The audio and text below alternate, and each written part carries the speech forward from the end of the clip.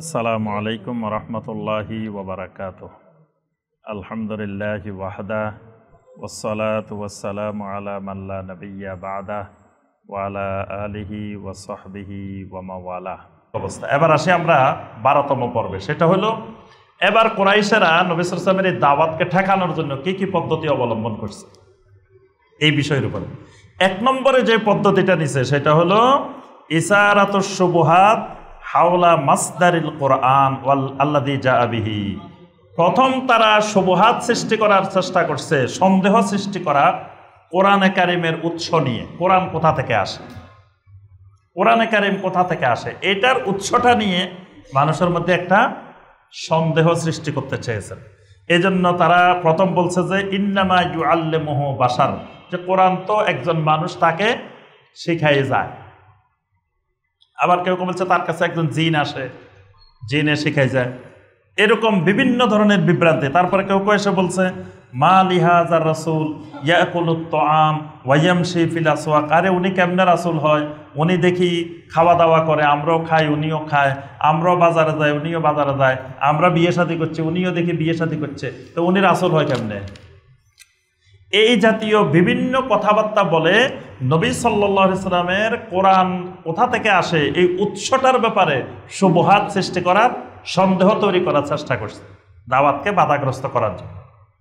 2 নম্বরে যেটা নিছে সেটা হলো কোরআনে কারিমকে তারা আসাতিরুল আউয়ালিন, মানে আসাতিরুল আউয়ালিন মানে পূর্বেকার যুগের গল্প কাহিনী, এই হিসাবে প্রচার করার চেষ্টা করছে যে এটা তো একটা কিচ্ছা কাহিনী, আগেকার যুগের কিছু কিচ্ছা কাহিনী। আসাতিরুল আউয়ালিন, কোরআনে কারিমের অনেক আয়াতে আল্লাহ পাক বলছেন ইদা তুতলা আলাইহি আয়াতুনা ক্বালা আসাতিরুল আউয়ালিন, যখনই আল্লাহর আয়াত তেলাওয়াত করা হতো তখনই বলতো এটা তো আসাতিরুল আউয়ালিন।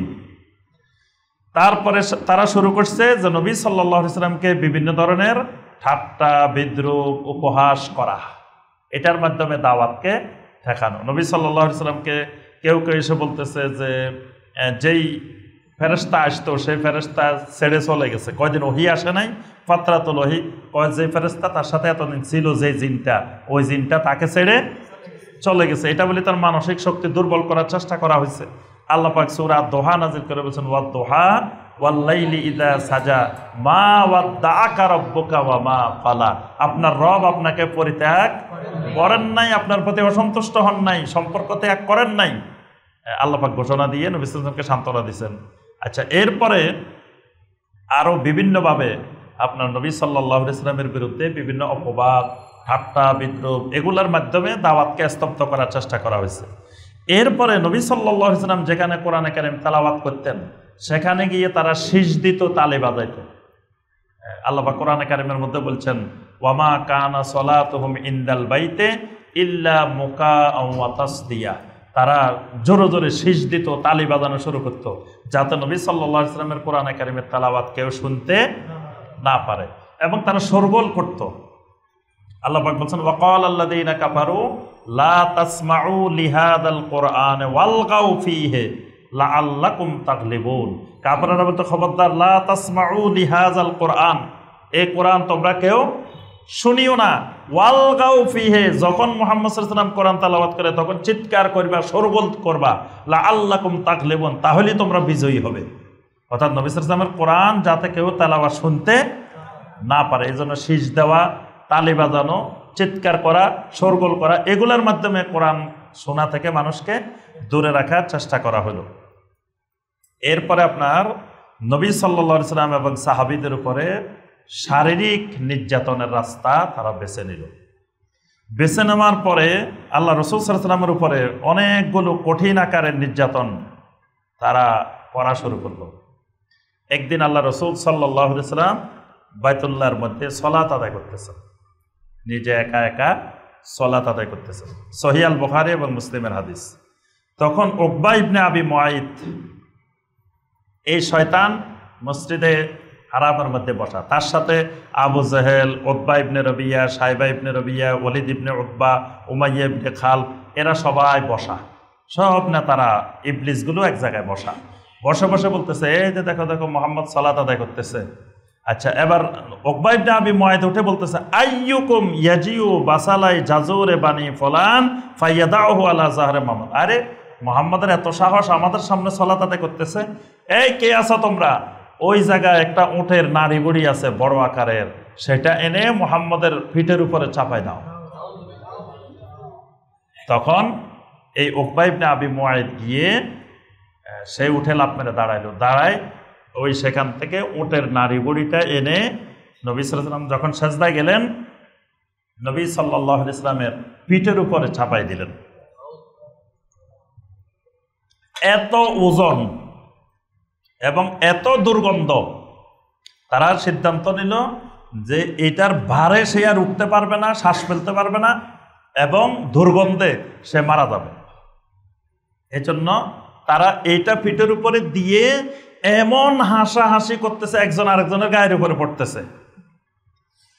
আবু বকর সিদ্দিক রাদিয়াল্লাহু তাআলা আনহু তিনি দেখতে পেয়েছেন, তিনি দৌড়ায় গেলেন, কিন্তু আবু বকরকে তারা যাইতে দিল না। আবু বকরকে ধারে কাছে তারা যেতে দিচ্ছে না, তাদের উদ্দেশ্য নবী সাল্লাল্লাহু আলাইহি ওয়াসাল্লাম সেখানে মারা যাবে। এরপরে ফাতেমা রাদিয়াল্লাহু তাআলা আনহার কাছে খবরটা পৌঁছছে, তিনি দৌড়ায় এসে তখন এই ওটের নাড়ি বুড়িটা সরায়ে নবী সাল্লাল্লাহু আলাইহি ওয়াসাল্লামের পিঠের থেকে ওটের নাড়ি বুড়িটা সরাই দিলেন। এরপরে নবী সাল্লাল্লাহু আলাইহি ওয়াসাল্লাম সাজদা থেকে উঠলেন। উঠার পরে নবী সাল্লাল্লাহু আলাইহি ওয়াসাল্লাম এই 7 জনের নাম ধরে ধরে আল্লাহর কাছে বদদুয়া দিয়েছেন। নবী সাল্লাল্লাহু আলাইহি ওয়াসাল্লাম বলছেন, আল্লাহুম্মা আলাইকা বি আবি জাহাল ওয়া আলাইকা বি উতবা ইবনে রবিয়া ওয়া শাইবা ইবনে রবিয়া ওয়াল ওয়ালিদ ইবনে উতবা ওয়া উমাইয়া ইবনে খালফ ওয়া উকবা ইবনে আবি মুআইদ। এই সবগুলোর নাম ধরে ধরে বলছে, আল্লাহ এদেরকে, আবু জাহেলকে তোমার হাতে সুপর্দ করলাম, আল্লাহ তুমি তার বিরুদ্ধে প্রতিশোধ নাও। আল্লাহ উতবা ইবনে রবিয়াকে তোমার কাছে সুপর্দ করলাম, তুমি তার বিরুদ্ধে প্রতিশোধ নাও। এইভাবে সবার নাম, 7 জনের নাম বলছেন। ওয়া আদ্দা সাহাবে, 7 জনের নাম বলছেন। এই 7 জনের অধিকাংশই বদরের যুদ্ধে মারা গেছে সব, এবং এগুলা সবগুলারে ওই বদরের যে কূপটা, ওই কূপের মধ্যে পালানো হয়েছে। নবী সাল্লাল্লাহু আলাইহি ওয়াসাল্লামের এই বদদুয়ায় এরা সবাই বদরের যুদ্ধে একসাথে ওই কূপ মারা গেছে ওই যুদ্ধে, এবং ওই কূপের মধ্যে নিক্ষিপ্ত হয়েছে। একদিন আল্লাহ রাসূল সাল্লাল্লাহু আলাইহি ওয়াসাল্লাম সালাত আদায় করতেছেন, এমন সময় আপনার উকবা ইবনে আবি মুআইদ এই শয়তান এসে নবী সাল্লাল্লাহু আলাইহি ওয়াসাল্লামের গলার মধ্যে একটা চাদর পেঁচিয়ে এমন জোরে টান দিল যাতে নবী সাল্লাল্লাহু আলাইহি ওয়াসাল্লামের শ্বাস বন্ধ হয়ে মারা যান। তখন দৌড়ায় আবু বকর রাদিয়াল্লাহু তাআলা আনহু আসলেন, এসে বললেন, আতাকতুলুনা রাজুলান আন ইয়াকুলু আমান্না বিল্লাহ, তোমরা কি এই অপরাধে একজন লোককে মেরে ফেলবা যিনি বলেন যে আমান্না বিল্লাহ, আল্লাহর উপরে ঈমান আনলাম, এই ঈমান আনার অপরাধে তোমরা একটা লোককে মেরে ফেলবা? আবু বকর রাদিয়াল্লাহু তাআলা আনহুর এই কথাটা আল্লাহ পাক কোরআনে কারিমে উল্লেখ করে দিয়েছেন। এইভাবে আল্লাহ রাসূল সাল্লাল্লাহু আলাইহি ওয়াসাল্লামকে মেরে ফেলার জন্য বিভিন্ন ধরনের চক্রান্ত, মানে শারীরিক নির্যাতন নবী সাল্লাল্লাহু আলাইহি ওয়াসাল্লামের উপরে তারা শুরু করে দিল। আচ্ছা, এরপরে আবু বকর সিদ্দিক রাদিয়াল্লাহু তাআলা আনহু, তিনি তো প্রথম ইসলাম গ্রহণকারী এবং তিনি এই মক্কা মুকাররমার একজন সম্ভ্রান্ত মানুষ। এখন নবী সাল্লাল্লাহু আলাইহি ওয়াসাল্লাম প্রথম প্রকাশ্যে দাওয়াত দিচ্ছেন, আর সাহাবীদের মধ্যে আর কেউ এখনো প্রকাশ্যে প্রথমে দাওয়াত দেন না। এখন কে প্রথম দাওয়াত দিবেন? আবু বকর রাদিয়াল্লাহু তাআলা বলেন, আনা আউয়ালুন মান আদউ ইলাল্লাহ, আমি প্রথম যে মানুষকে আল্লাহর দিকে ডাকবো, প্রকাশ্যে ডাকবো। আচ্ছা, আবু বকর রাদিয়াল্লাহু তাআলা সাহস করে গেলেন ওই বাইতুল্লাহর ভিতরে দাওয়াত দেওয়ার জন্য। সেখানে কিছু লোক বসা, আবু বকর রাদিয়াল্লাহু তাআলা প্রথমে গিয়ে প্রকাশ্যে তাদের সামনে দাওয়াত দেওয়া শুরু করলেন। দাওয়াত দেওয়ার পরে তারা বলতেছে, তো আবু বকর এগুলো কি বলতেছে? এগুলো তো মনে হয় মুহাম্মদ সাল্লাল্লাহু আলাইহি ওয়াসাল্লাম যেগুলা বলে সেগুলোই বলতেছে, এ তো মনে হয় মুহাম্মদের অনুসারী হয়ে গেছে। তখন এই উতবা ইবনে রবিয়া এসে তার পায়ের জুতা খুলে আবু বকর রাদিয়াল্লাহু তাআলা আনহুর চেহারার উপরে এমন জোরে জোরে জুতা দিয়ে আঘাত করছেন, আবু বকর রাদিয়াল্লাহু তাআলা আনহু রক্তাক্ত হয়ে সেখানে বেহুশ হয়ে বাইতুল্লাহর মধ্যে পড়ে গেলেন। এরপরে তাকে ধরে ঘরে আনা হলো। সবাই মনে করলেন যে আবু বকর মারা যাবেন, তার গোত্রের লোকেরাও মনে করছে মারা যাবেন। তার গোত্রের লোকেরা শপথ করছে, যদি আবু বকর মারা যায় আমরা সাথে সাথে উতবা ইবনে রবিয়াকে হত্যা করব। এরপরে সকাল থেকে তিনি বেহুশ অবস্থায় আবু বকর রাদিয়াল্লাহু তাআলা, সন্ধ্যার সময় তিনি তার হুঁশ ফিরে আসছে। ফিরে আসার পরে তিনি যখন চোখ খুলছেন তার হুঁশ ফিরে আসছে, তখনই আবু বকর রাদিয়াল্লাহু তাআলার জবান থেকে প্রথম কথা যেটা বাহির হয়েছে সেটা হলো আইনা রাসূলুল্লাহ সাল্লাল্লাহু আলাইহি ওয়াসাল্লাম, কাইফা হালু রাসূলিল্লাহ সাল্লাল্লাহু আলাইহি ওয়াসাল্লাম, আমার রাসূল কোথায়, আল্লাহ রাসূল কোথায়, আল্লাহ রাসূলের কি অবস্থা। তখন সাথে যারা ছিল তারা বলে যে ও বুঝছি, এ তো মুহাম্মদ সাল্লাল্লাহু আলাইহি ওয়াসাল্লামের অনুসারী হয়ে গেছে। কাওমের লোকেরা সকাল থেকে শপথ নিছে যে আবু বকর যদি মারা যায় তাকে মেরে ফেলবো, এখন সবাই চলে গেছে। যখনই বলছে আইনা রাসূলুল্লাহ সাল্লাল্লাহু আলাইহি ওয়াসাল্লাম, আচ্ছা এরপরে সবাই বললো যে আপনি একটু খাওয়া দাওয়া করেন আপনি। তখন আবু বকর রাদিয়াল্লাহু তাআলা ঘোষণা দিলেন, যতক্ষণ পর্যন্ত আমি আল্লাহ রাসূল সাল্লাল্লাহু আলাইহি ওয়াসাল্লামের চেহারা মোবারক দেখবো না ততক্ষণ আমি আবু বকর কিছু খাবো না পানও করবো না। এরপরে সবাই বললো যে আল্লাহ রাসূল কোথায় আমরা তো জানি না। আবু বকর রাদিয়াল্লাহু তাআলা মাকে ডাকলেন, উম্মে জামিলকে, যে দেখেন আল্লাহ রাসূল কোথায়, আইনা রাসূলুল্লাহ সাল্লাল্লাহু আলাইহি ওয়াসাল্লাম, আমার রাসূল কোথায়। মানে উনি মনে করছেন যে আমার রাসূলকে আবার মেরে ফেলছে কিনা, আমি তো বেহোশ হয়ে গেছে, আমার উপরে নির্যাতন এসেছে, কিন্তু এখন আমার রাসূল আছে কিনা। উম্মে জামিল বললেন না আমি তো জানি না। তার মা বললেন আমি তো জানি না। বললেন যে খাত্তাবের মেয়ের কাছে গিয়ে আপনি খবর নিয়ে আসেন। মানে তখন ওমরের বোন ইসলাম গ্রহণ করছে। বলছেন যে আপনি খাত্তাবের মেয়ের কাছে যান, গিয়ে আমার রাসূলের খবর নিয়ে আসেন। আবু বকর রাদিয়াল্লাহু তাআলার মা খাত্তাবের মেয়ের ঘরে গেলেন। এখন তিনি ইসলাম গ্রহণ করছেন গোপনে। তাকে যাই আবু বকর রাদিয়াল্লাহু তাআলার মা বলতেছে, এই তুমি মুহাম্মদ সাল্লাল্লাহু আলাইহি ওয়াসাল্লামের খবর জানো? ও না, আমি মুহাম্মদও চিনি না, আবু বকরও চিনি না। মানে সব মানুষের সামনে জিজ্ঞাসা করতেছে। এখন উনি যদি বলে যে এই খবর তো সবাই জেনে ফেলবে না। উনি আবু বকর রাদিয়াল্লাহু তাআলার মায়ের সাথে ওনার ঘরে আসছে, উনি তো সবে চিনে সবে জানে, আসছেন। এসে আবু বকর রাদিয়াল্লাহু তাআলাকে দেখছেন। দেখার পরে তিনি বলছেন আল্লাহ রাসূল সাল্লাল্লাহু আলাইহি ওয়াসাল্লাম আরকাম রাদিয়াল্লাহু তাআলার ঘরে আছেন। আবু বকর রাদিয়াল্লাহু তাআলা বলেন আমাকে আরকামের ঘরে নিয়ে যান।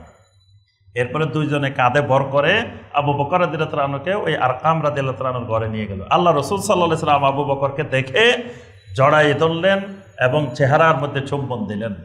তারপরে নবী সাল্লাল্লাহু আলাইহি ওয়াসাল্লাম খোঁজখবর জিজ্ঞাসা করলেন। এই প্রথম আবু বকর রাদিয়াল্লাহু তাআলার উপরে এই প্রকাশ্যে দাওয়াত দেওয়ার পরে নির্যাতন নেমে আসে। সর্বপ্রথম প্রকাশ্যে কোরআনে কারীম তেলাওয়াত করেন আব্দুল্লাহ ইবনে মাসউদ রাদিয়াল্লাহু তাআলা। আব্দুল্লাহ ইবনে মাসউদ রাদিয়াল্লাহু তাআলা বাইতুল্লাহর মধ্যে গিয়ে প্রথমে তিনি কোরআন তেলাওয়াত শুরু করছেন, জোরে জোরে কোরআন তেলাওয়াত শুরু করছেন। শুরু করার পরে তিনি ছিলেন উকবা ইবনে আবি মুআইতের রাখাল ছিলেন আগে। এরপরে আব্দুল্লাহ ইবনে মাসউদ রাদিয়াল্লাহু তাআলার উপরে চতুর্দিক থেকে এমন আক্রমণ, এমন অত্যাচার, এমন মার, আব্দুল্লাহ ইবনে মাসউদ রাদিয়াল্লাহু তাআলা সেখানে এই নির্যাতনে বেহুশ হয়ে রক্তাক্ত হয়ে গেছে। এরপরে আপনার মুসআব ইবনে উমাইর রাদিয়াল্লাহু তাআলা, তিনি এক ধনাঢ্য পরিবারের সন্তান, মক্কার যুবক, তাকে বলা হয়তো শাবাবে মক্কার মধ্যে সবচাইতে সুদর্শন, এবং তিনি সবচাইতে দামি দামি জামা পরিধান করতেন, সবচাইতে ব্যতিক্রমী জিনিস পরিধান করতেন মুসআব ইবনে উমাইর রাদিয়াল্লাহু তাআলা। তিনিও ইসলাম গ্রহণ করছেন। তার মা তাকে ঘরের মধ্যে হাত পা বেঁধে বন্দি করে রাখছেন, ঘর থেকে বের হওয়া যাবে না। এরপরে তিনি কিছুদিন পরে মুসআব ইবনে উমাইর রাদিয়াল্লাহু তাআলা আস্তে আস্তে আবিসিনিয়া হিজরত করছেন। সেখান থেকে তিনি মদিনা গেছেন এবং মদিনাতে তাওহীদের দাওয়াত প্রচারের ১ নম্বর ব্যক্তি হলেন মুসআব ইবনে উমাইর রাদিয়াল্লাহু তাআলা।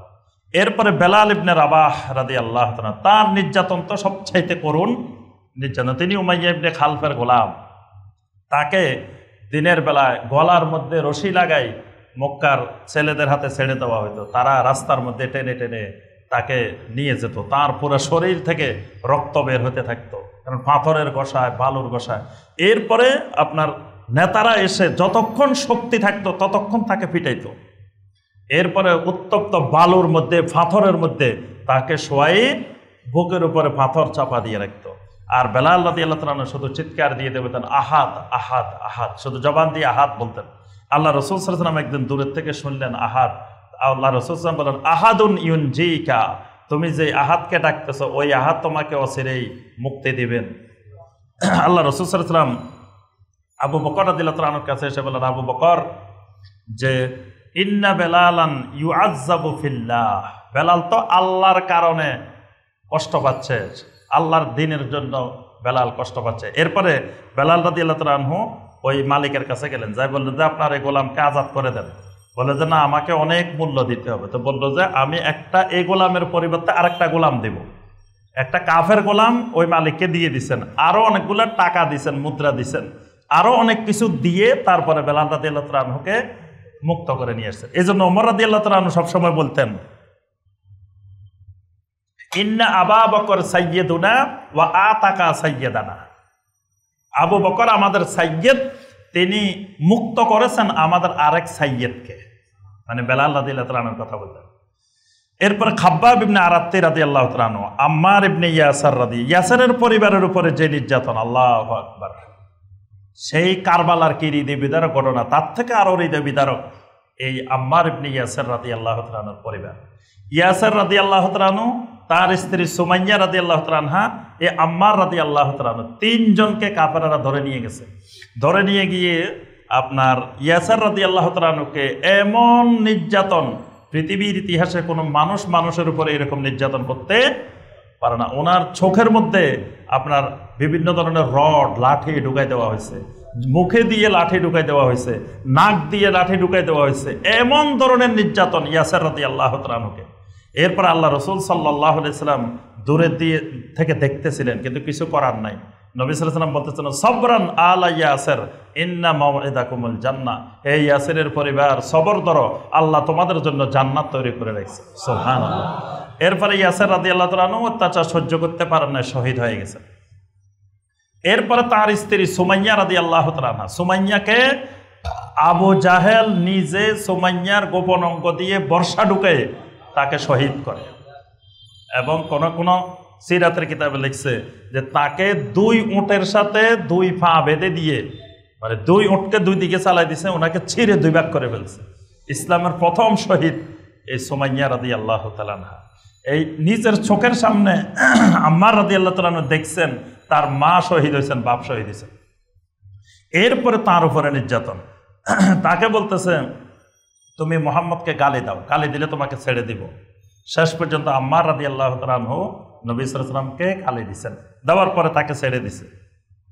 ছেড়ে দেওয়ার পরে তিনি কাঁদতে কাঁদতে নবী সাল্লাল্লাহু আলাইহি ওয়াসাল্লামের কাছে আসছেন, এসে বলছেন, ইয়া রাসূলুল্লাহ সাল্লাল্লাহু আলাইহি ওয়াসাল্লাম, আমি তো আমার মাকে শহীদ হতে দেখছি, আমার বাবাকে শহীদ হতে দেখছি, আর আমি সহ্য করতে পারি নাই, আমি শেষ পর্যন্ত আপনাকে গালি দিয়ে ফেলছি।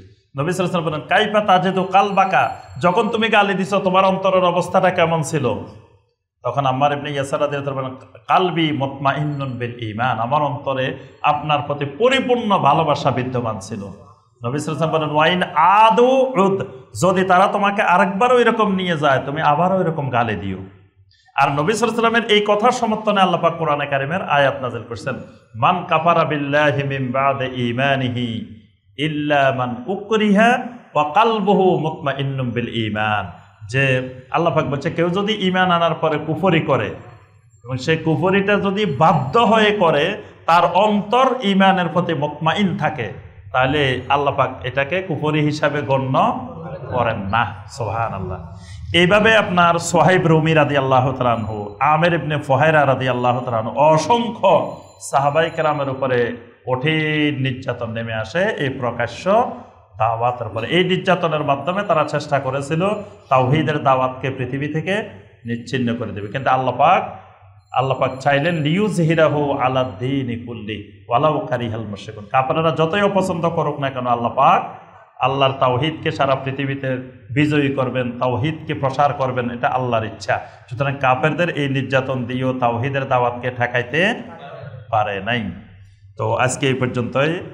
আমরা ইনশাআল্লাহ পরবর্তী পর্বে এরপর থেকে ইনশাআল্লাহ আলোচনা করব। আল্লাহ রাব্বুল আলামিন আমাদের সবাইকে নবী সাল্লাল্লাহু আলাইহি ওয়াসাল্লামের সিরাতকে জানার, বোঝার, নবী সাল্লাল্লাহু আলাইহি ওয়াসাল্লামের সুন্নতের পরিপূর্ণ ইত্তেবা করার, নবী সাল্লাল্লাহু আলাইহি ওয়াসাল্লামের মহব্বত অন্তরে ধারণ করার আল্লাহ পাক আমাদের সবাইকে তৌফিক দান করুন।